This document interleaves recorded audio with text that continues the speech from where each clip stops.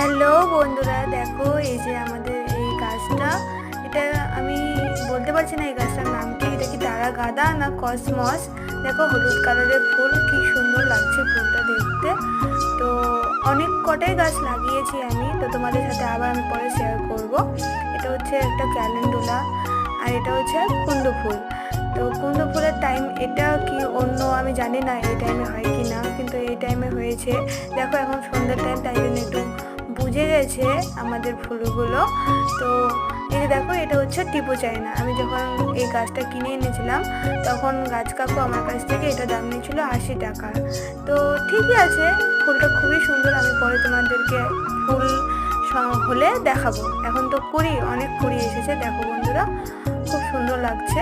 তো এটা হচ্ছে একটা রক্ত গাঁদা, না আমি যদি ঠিক বলে থাকি তো এটা একটা রক্ত গাঁদা। তো এটা হচ্ছে